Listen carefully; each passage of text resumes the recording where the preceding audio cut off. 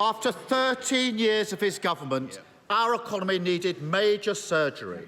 But like millions across our country, this budget leaves us stuck in the waiting room with only a sticking plaster to hand.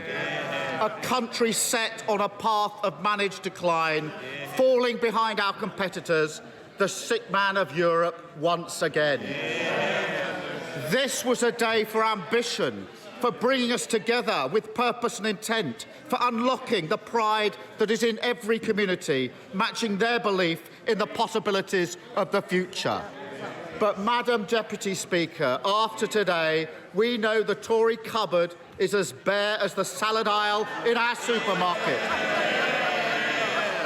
The lettuces may be out, but the turnips are in. A hopelessly divided party caught between a rock of decline and a hard place of their own economic recklessness, dressing up stagnation as stability as their expiry date looms ever closer. And the figures published today spell it out. A year of stagnation, growth non-existent. According to the IMF, the worst performing country in the G7 this year. A prediction today confirmed by the OBR, and growth downgraded in years to come.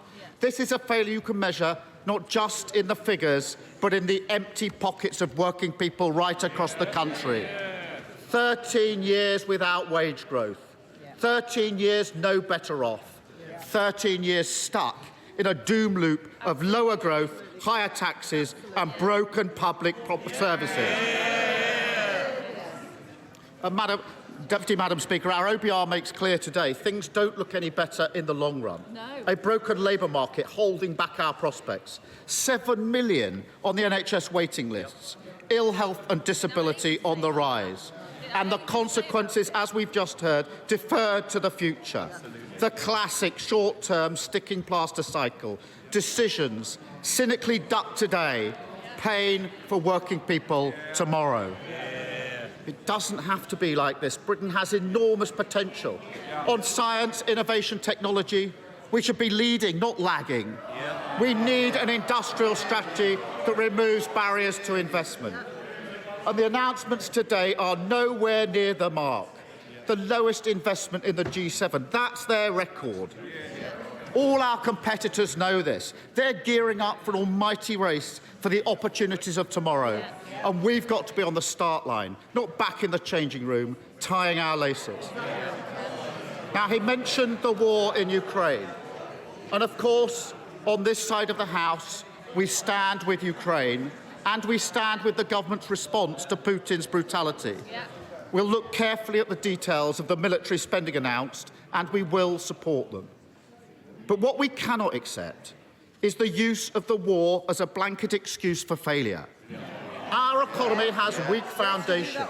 Global crisis hit Britain more than other countries. Wages in this country are lower now in real terms than they were 13 years ago. The average French family is a tenth richer. The average German family a fifth richer. Countries which face the same pandemic, countries which face the same war. And the war didn't ban onshore wind. The war didn't scrap our home insulation scheme.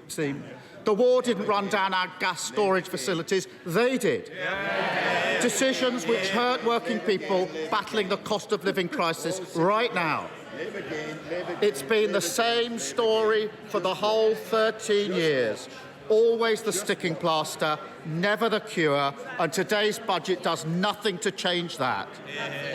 Again, we see a failure to grip the long-term challenges. No. Order. People shouldn't just be speaking while the Leader of the Opposition is delivering his response. They should be listening. Now, we will now listen to the Leader of the Opposition. Sir. Today's budget changes nothing. Again, we see a failure to grip the long-term challenges. No determination to create growth which unlocks the potential of the many. Working people being made to pay for Tory choices and Tory mistakes. Madam Deputy Speaker, these are the organising principles of Conservative economics. Judge them by their choices. The running down of our public services, paid for by working people. The disaster of the Tory mortgage premium, paid for by working people. The opportunities still missed for a proper windfall tax, paid for by working people. That's what makes the Chancellor's boast about lower inflation so ridiculous. The idea that it's a tax cut. British people can see through that. They see their tax burden at its highest level for 70 years. And they know it's not the government that's lowering inflation, it's working people, earning less, enjoying less. It's their sacrifice that is helping to bring inflation down. And they deserve better than another cheap trick from the government of gimmicks, making them pay whilst trying to claim the credit. And even with the price guarantee, the average energy bill has doubled in 18 months. Because of their recklessness, the average mortgage payment is up £2,000 a year. A massive hit to living standards, however they cook the books. And yet, still, no real ambition on industrial strategy. No real ambition on the clean energy that will give us cheaper bills. No real ambition on house building. The same old Tory choices. Sticking plaster politics, no growth for the many, working people pay. And let's turn to his policies on the cost of living. Madam Deputy Speaker, I say his policies because there's a history to this, a pattern. Over the course of the whole cost of living crisis, time and again, it's Labour who bring the government not just to its senses, but to our position. Who first pushed for the energy price guarantee? Labour.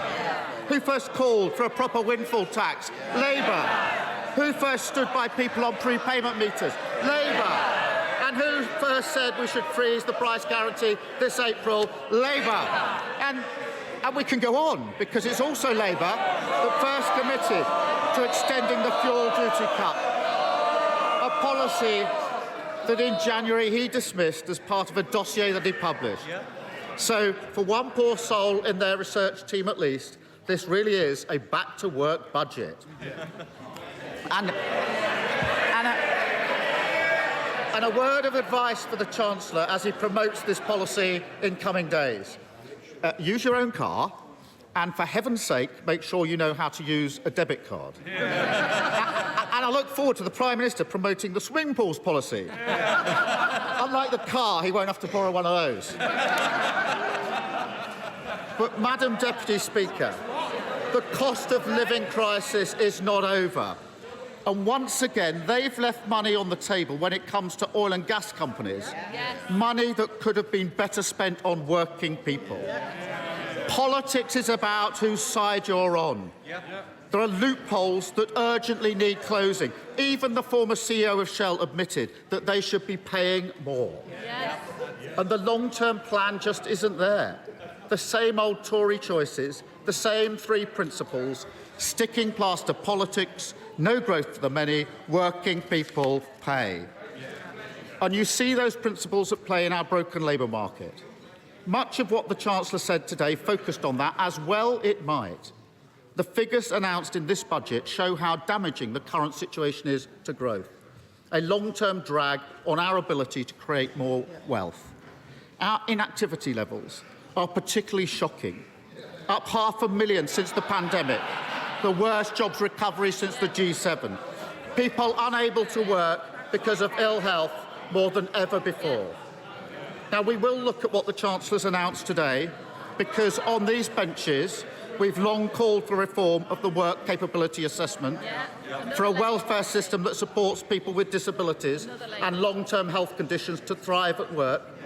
The universal credit system must help people into employment, and childcare is a huge barrier to that. We've made the case for reform. But on childcare, of course, more money in the system is obviously a good thing.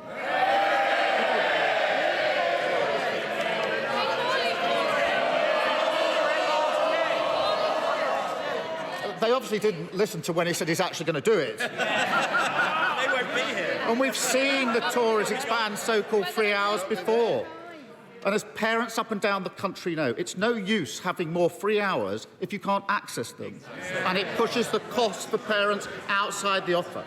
That's what we've seen before. And on pensions, he made a big spending commitment, which will benefit those with the broadest shoulders, where many people are struggling to save into their pension. We needed a fix for doctors, but the announcement today is a huge giveaway to some of the very wealthiest. The only permanent tax cut in the budget is for the richest 1%. How can that possibly be a priority for this government? The truth is, our labour market is the cast iron example of an economy with weak foundations. Our crisis in participation simply hasn't happened elsewhere, not to this extent. It's a feature of Tory Britain, and global excuses won't wash. We need a wider reform agenda. Instead of making working people pay, we need to make work pay. Move on from growth that's based on insecure, low-paid jobs to growth which comes from good work, from strong employment rights that can deliver higher productivity, growth from the many, for the many, that makes people better off in all parts of our country. I welcome his announcement on devolution deals. The principle that we should push power out of Westminster is fully supported on this side of the House. In fact, we want him to go further. Communities beyond Birmingham and Manchester deserve the right powers and the same powers to drive growth as well. But, Madam Deputy Speaker, the Chancellor is a former Health Secretary, a published author on health, no less. He gave me a signed copy of his book. He knows that growth needs an NHS fit for the future. And no country can be fit for work when there are 7 million people on hospital waiting lists. Nothing to say about that. So I was waiting for him to match Labour's ambition. Waiting for him to match our plan to train more doctors and nurses, to tackle the capacity crisis. A policy he publicly praised just 15 days before he became Chancellor. And yet it never came. And Madam Deputy Speaker, if there was ever a symbol of the poverty of ambition, that is it. Because the reality is the country getting sicker is a country getting poorer. And a country getting poorer is a country getting sicker. Health and wealth must go together. Britain can't afford to be the sick man of Europe. Britain can't afford the Tories. And there is another way. On these benches, we understand institutions must be respected, constraints accepted, that fiscal rules should be sound and followed rigorously, that every pound is precious and must not be wasted. But they want to shout about their record. Let them shout. Wages lower, taxes higher, borrowing higher, debt higher. Their chaos has a cost. Certainty is vital for the growth we need, essential for businesses and investors in our country. As we've spelt out, compared with a blanket cut to corporation tax, investment allowances are the right approach. But the question many businesses will ask today is, how long before the wind blows again and we all go through this again? And that's what they don't understand about business investment. Their endless fighting on tax is bad for growth in and of itself. Madam Deputy Speaker, real stability means that taxes don't go up and down like yo-yos. That R&D tax credit regime doesn't get overhauled twice in 6 months. Order. OK, that's enough. I now can't hear the right honourable gentleman at all. Exactly. And it's nothing to do with being old. No. Quiet. Sir Keir Starmer. Thank you. Let me give an example of that instability. It's a bit of a fraught subject at the moment, but when he was Culture Secretary, the Chancellor apparently took some lessons on the rules of football. So let me provide a refresher. The amount of times his government has broken their fiscal rules, 11. That's one football team. The amount of times they've changed corporation tax policy, 22. That's 2 teams. You've got a game. But if he wants the post-max analysis, he'll have to consult the experts. Back on his screens and ours this weekend, I know the whole House will want to applaud that. But, Madam Deputy Speaker, a budget is not just about the choices made, but the choices ignored. Britain needs more than certainty for growth. That's the least we should expect. We need change, stability and success. Anyone listening to this and worried about NHS waiting lists? Any about crime? It's about crime going unpunished. They don't want to hear about the waiting list. They don't want to hear about the crime going unpunished.